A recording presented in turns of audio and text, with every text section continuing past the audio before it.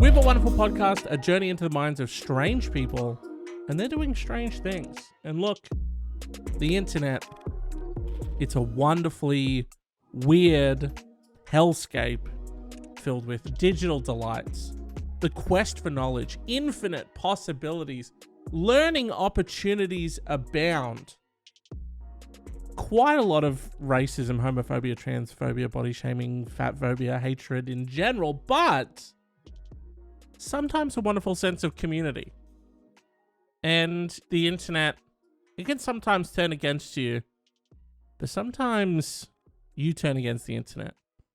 Just like a little old Texas man, a man down in Texas town, who was arrested for allegedly attempting to plot to blow up a data center in Virginia, claiming in online chats that he wanted to, quote, kill off about 70% of the internet, according to a federal affidavit. Seth Aaron Penley, 28, was arrested after allegedly attempting to obtain an explosive device from an undercover FBI agent in Fort Worth, Texas, a stint that was set up after a citizen reported an some alarming statements made by Penley in an online forum. Look, I read Texas, I immediately go to Southern dandy lawyer. I don't know. Anyway, hey, I digress. Forgive me and I digress. Quote, we are indebted to the concerned citizen who came forward to report the defendant's alarming online rhetoric. In flagging his post to the FBI, this individual may have saved the lives of a number of tech workers, acting U.S. Attorney Prerak Shah said in a statement. We are also incredibly proud of our FBI partners who ensured that the defendant was apprehended with an inert explosive device before he could inflict real harm. The Justice Department is determined to apprehend domestic extremists who intend to commit violence, no matter what political sentiment drives them to do so. The FBI investigation, which seems straight out of a movie, started when a concerned citizen contacted the Bureau about alarming statements posted by Penley on mymilitia.com, a forum self-described as a, quote, network for American patriots. The Bureau then investigated Penley's Facebook account, where they found more evidence of his nefarious plans. Sorry, let's look into everyone on mymilitia.com. A concerned citizen on mymilitia.com. So also an active participant on a forum where these types of attacks are discussed. You know, let's take a whole look at that website, you know, and everyone posting, commenting, sharing memes, DMing. What are they up to?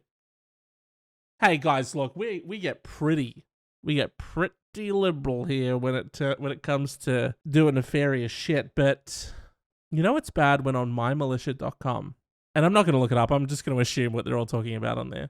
On mymilitia.com, where they're all plotting and scheming and practicing and doing whatever they're doing, that this was like the standout guy. You know what I mean? You're the guy that reared his head as being like, hey, whoa, excuse me, internet killer, 420, 360, 420X. Okay, we were just having a fairly calm conversation here about, you know, weaponry, bombs, killing and shooting, and you had to ruin it. You know, you had to ruin it. Blowing up the internet, mate. Come on, just trying to have a very casual conversation here about bombs, killing and shooting. All right, and then you've got to come along with what, like a real world scheme? Oh, thanks a lot. Internet killer 420, 360, 69, 420X. Ugh, ruining everyone's fun. Oh, real buzzkill. In late January, Penley then used Signal, an encrypted messaging app, to communicate with another confidential source that told the FBI that Penley allegedly stated he planned to use C4 plastic explosives to attack data centers in an attempt to kill off about 70% of the internet. On March 31st, the source put Penley in contact with a supposed explosive supplier that was actually an undercover FBI agent. The agent then recorded conversations with Penley where the culprit said he planned to attack web servers that he believed provided services to the FBI, CIA, and other federal agencies in order to bring down the oligarchy. Penley was then arrested on April 8th after the FBI agent supplied him with inert explosive devices. He now faces up to 20 years in federal prison. I feel like in 2023, when you've got ChatGPT, you've got AI, you've got hacking and computing, there's maybe a bit... I don't want to give anyone any ideas. Yes, of course. And this is the source they're getting them from. Hey, if you're a hacker or like if you plan to kill the internet, stop listening here, please. Thank you. I just feel like there's like a better, less real life way to maybe bring down a web server. Maybe. You know? That's some real boomer energy, am I right, guys? Real boomer energy over here. Oh, what's he doing? Grandpa's trying to blow up the web servers. Of course he is. Of course he is. Hey, Grandpa, ever heard of a little thing called a DDoS? Ever heard of a little direct denial of service there, Grandpa? Fucking boomers, man. Is that why they're called boomers? Boomers. Yes, it is. Low-hanging fruit jokes? This is their home. Get used to it. Take a look around. There's a lot of low-hanging fruit. Those are my jokes. Thank you. Listen to this perfect segue that I wrote down forever ago. You ready? Buckle up. That's what happens when man turns on the internet. But what happens when this wonderful World Wide Web turns on us? What the fuck? Past James sucks. Past James sucks on that one. Basically, sorry, just having a sort of like a timeline war with myself. That segue trash, obviously. But what I'm trying to say is, hey, that guy's trying to kill the internet. He's turning on the internet. What happens when the internet turns on you? Like when you're a mafia fugitive that's arrested in the Dominican Republic after inadvertently tipping off police with your YouTube cooking channel. After 7 years on the run, Mark Ferrin Claude Biart. Mark Ferrin Claude Biart. Dude, I'm butchering that one. I'm gonna put all of this into like how to pronounce. Okay, that was not helpful at all.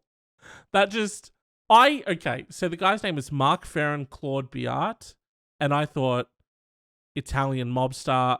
Clearly, I'm saying this name wrong. I'll put it into the internet, and I just had a little robot man say exactly what I said, but with a little robot voice. Mark Ferrin Claude Biart. So there you go. Anyways, after 7 years, Mark was tracked down through a YouTube cooking channel he started with his wife. The alleged gangster's, quote, love for Italian cuisine and tattoo ink made his arrest possible. Though he carefully hid his face during the videos, Mark failed to disguise his pretty fucking distinctive giveaway, which was his entire body covered in very specific tattoos. Police said they believe Mark is a member of the notorious Andretta crime syndicate, one of the most feared and powerful in Europe, from the Calabria region at the toe of southern Italy's boot-shaped peninsula. Damn, specific. He'd been wanted for allegedly trafficking cocaine from the Netherlands since 2014. Mark, 53, had been living in the Dominican Republic for the past 5 years, and police said he'd been keeping a low profile during his stay in the Caribbean, besides the cooking videos posted on the internet, apparently. So, keeping a very low prof, very low meat world prof, very high digiprof, though. Really trying to pump up them numbers, get that internet celebrity YouTuber cooking channel status. I was trying to think of some like some popular YouTube cooking channels, and I couldn't think. Binging with Babish, not really my thing. Chef John from foodwishes.com with it's very specific. And then there's like a Joshua guy who's like an ex Maddie Matheson. What am I doing? Of course. Maddie Matheson. Forget the rest of the ones that I just said, okay? Just remember Maddie Matheson. That's all you need to know. He was known to locals as simply Mark or Murder Mark. I added that one. And kept his distance from the Italian community in the popular tourist destination. Lieutenant Colonel Massimiliano Galasalo, a Reggio Calabria police official, told NBC News that authorities had never stopped searching for Mark and had recently turned to open source intelligence. Fucking AI, dude. It's gonna ruin everything. What world do we live in where you can't get away with crimes? Okay, pretty good application for artificial intelligence. Solving crimes, it's a good one. Alerted by his wife's YouTube activity and armed with the knowledge that the fugitive had previously worked at a restaurant in Italy, Galasso said police discovered the cooking videos and realized they had their man. The search culminated in his arrest last week in the Dominican town of Boca Chica. He was then extradited to Italy and landed in Milan on Monday. The channel was started earlier this year, but is now no longer active, Galasso said, as Mark remains in custody. Oh, that's disappointing. His wife couldn't do the solo channel. Maybe that was part of his stipulations. He's like, hey, look, I know that we made that channel together, and I think you should go on and you should be successful without me.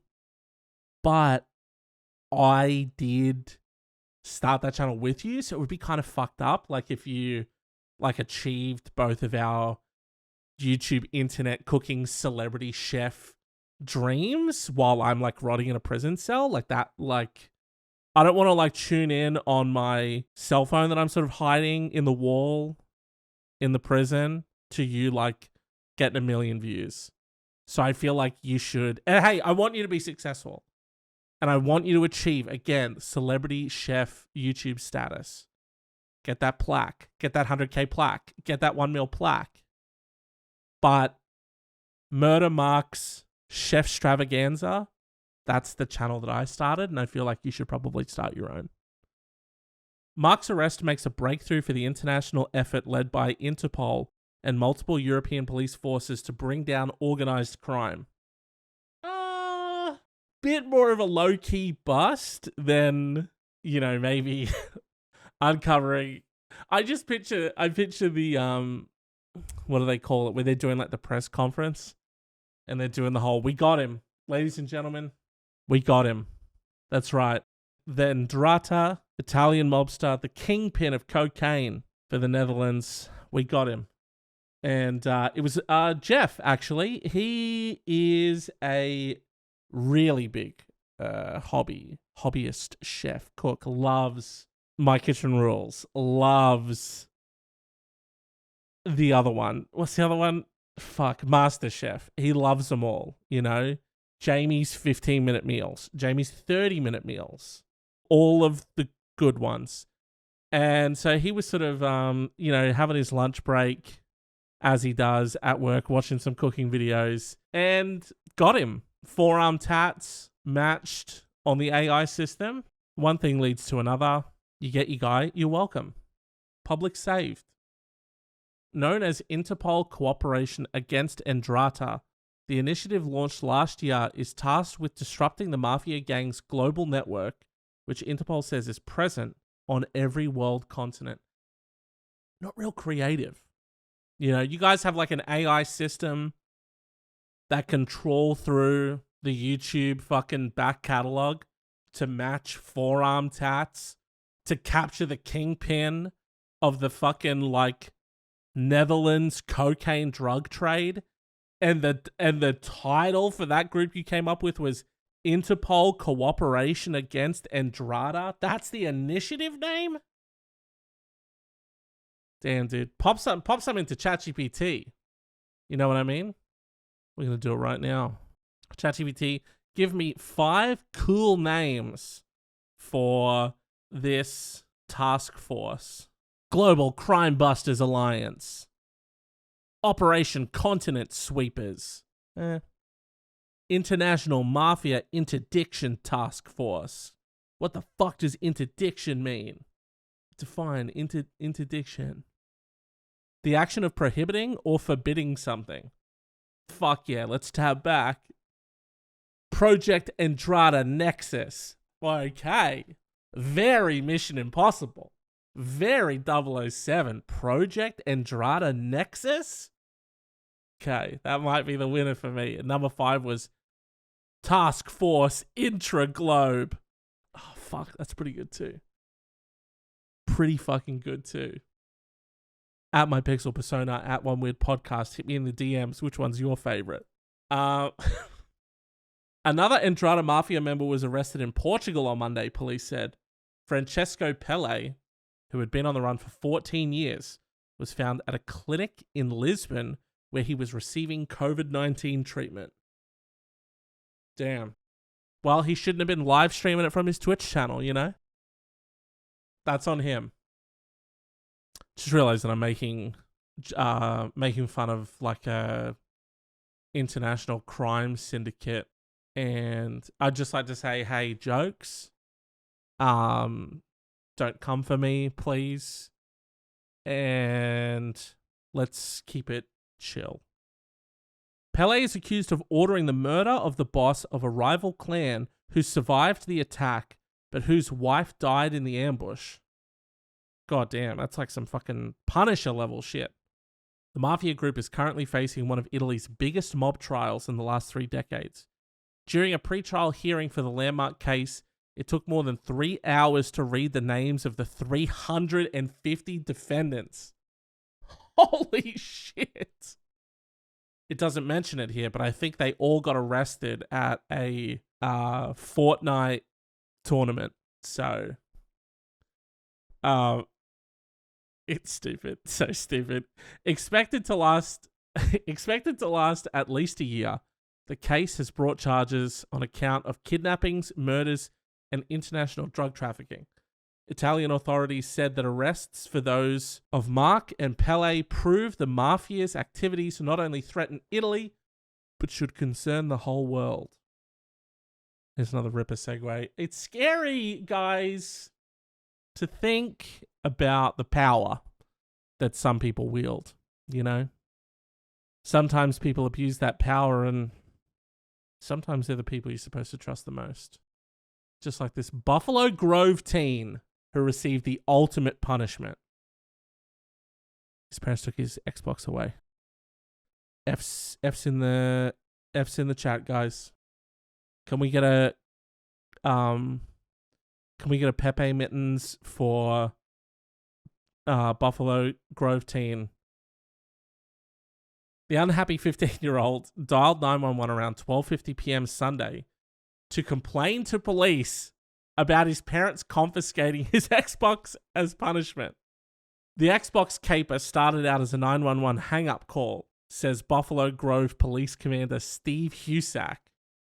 Police traced the call and sent an officer to the house where the teen inquired as to whether or not his parents had the legal right to take his system away. Hey, just real quick question before you get out of here, Mr. Police Officer guy, Steve Husak. Now, obviously, fully fucked what mum and dad did.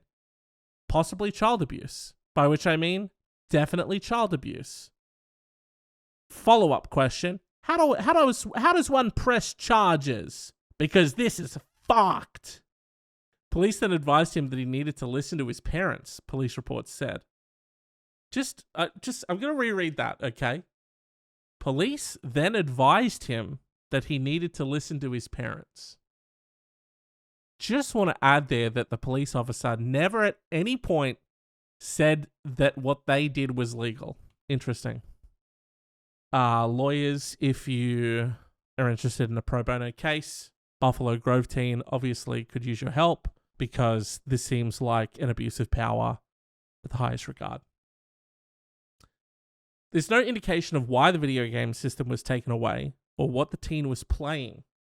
The Xbox, along with other up-to-date video game systems, include parental controls which can lock the system and prevent a child from playing. Cut that.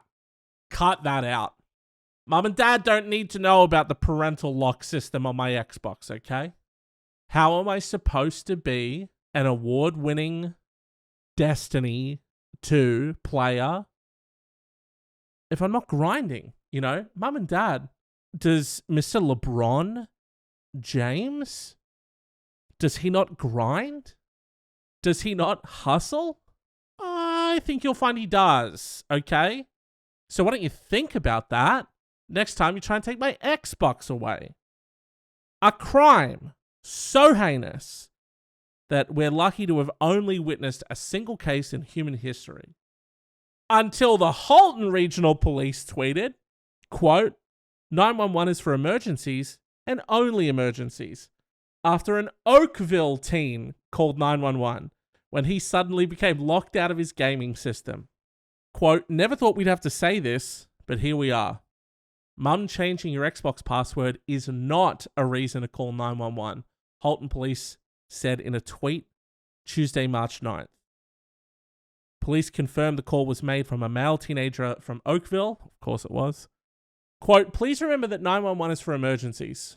Calling 911 for non-emergency situations ties up important lifelines meant for people in immediate jeopardy.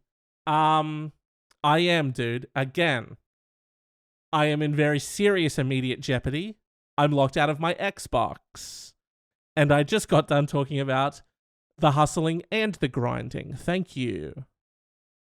Quote, these calls could have serious consequences for those who truly require assistance.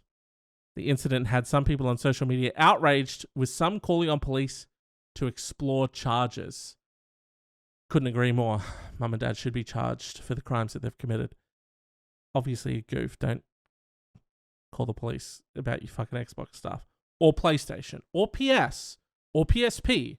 Or Nintendo Switch. GameCube. Or you get it. That's going to do it for this episode. Thank you so much for being here. Thank you so much for hanging out. I know you're drowning in a sea of media competing for your attention. So I very much appreciate that you've chosen to spend your time, your precious time here with me.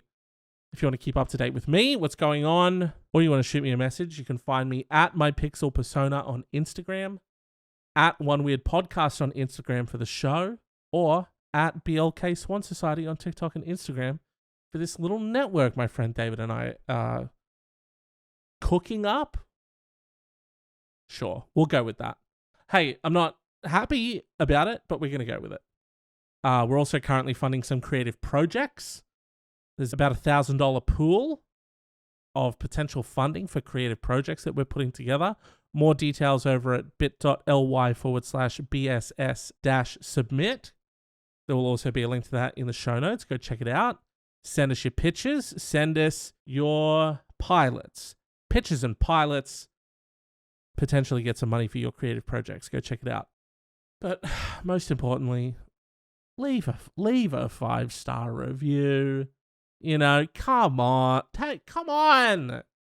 Do it. Do it now. Heinous. Leave a 5-star review on iTunes or wherever you get podcasts. Really helps people like you find the show, which makes this drug front look like a legitimate podcast. Thank you. Obviously, check out my upcoming crime cooking channel, Jimmy's Crime Buffet. Look, it's been a while since I've done one of these, and I have to go out on something at some point. So I'm not gonna edit it out. That's in there. And now I'm going to back away slowly. And I'll see you next time.